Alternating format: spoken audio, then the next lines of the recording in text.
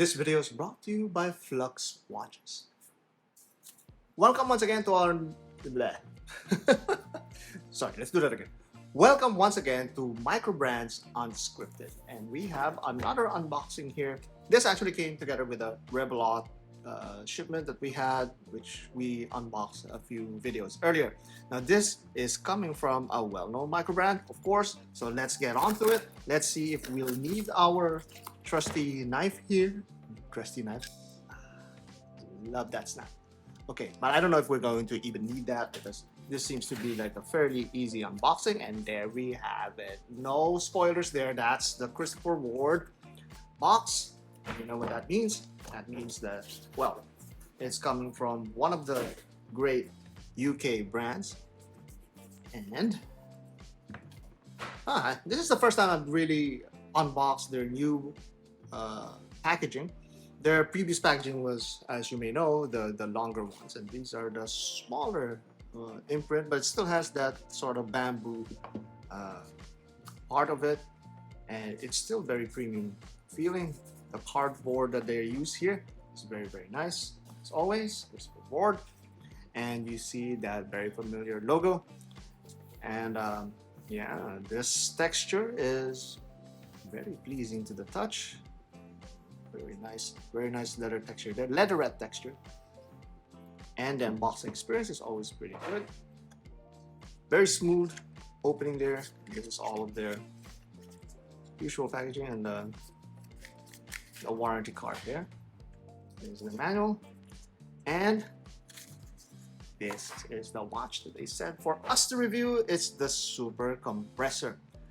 Now, this has been released a few weeks ago, as many of you may have known, and I actually requested the whatever they call it.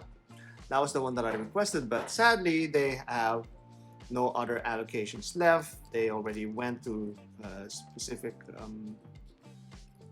watch geeks out there that's going to review it. But wait, I don't even know if I'm actually under embargo to say that. Well, anyway, by the time this gets released, that watch may have been out already. So if it's not, then I'm going to censor that that watch. Okay, that I even mentioned that. But here, of course, we are unboxing the. Okay, this is a little bit more hassle, or not hassle-free, but a little bit more. How do you open this? How do you open this? I think I'm opening it the wrong way. I am getting beat by this plastic cover. It is a really thick cover. Okay, there we are. I was unboxing it. I was unwrapping it the other way around. Okay. So this is their Super Compressor.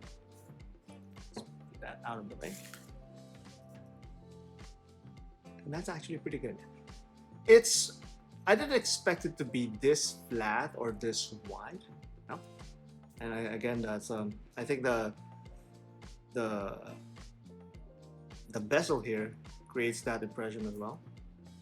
That's a little hard to turn there. Let's see. Maybe I'm not turning it properly. Okay, so that turns the hands for sure. Okay, that first crown there on the 4 o'clock position, and this one, that's rather hard to turn. Okay, so I'm turning. Okay, I get it now. Sorry about that. You can only turn this on one side, or on one direction. There you go. You cannot turn it the other way around, which is pretty neat. I've never experienced a Super Compressor style watch. Well, then again, this is an actual Super Compressor, as Christopher Ward says, because look at that.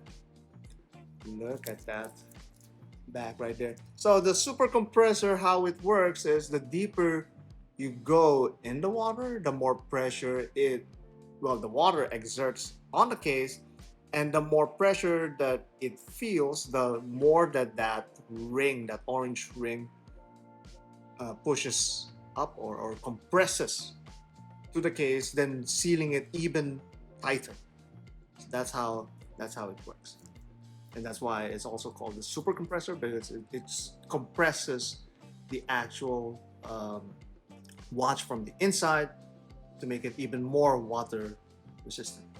So that's at least the most basic that I could explain it. Of course, others might be able to explain it even better, but man, look at that. That is a very, very funky dial that has all of that orange and blue that's all over the place. It looks all over the place to me.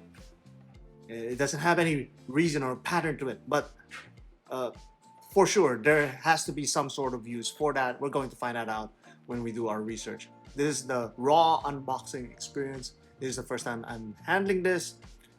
And man, look at that. That's a very, very curvaceous watch. Let's look at it on the wrist. On the wrist, it looks big on me. It looks big on me. It looks wide on me. But that's also because of that very wide bezel, I think. That's why it's that's a problem. Let's see. You can still turn it from here. From here, you can still turn it. Yeah. There's a subtle click to it too, but I don't think that will move. It's not even hitting my skin there. So, what do you guys think? Maybe you already have this super compressor in your possession. What's your experience using this watch? What's the unboxing experience? What makes you like it? What makes you hate it? If you even hate it at all. Is it possible even to hate a Christopher Ward? Maybe, I don't know. I haven't hated it yet so far. But comment down below. Let me know what you guys think about this watch, and the good comments and the interesting comments will always get into the video review. So the more comments you post, well, no, I discourage that.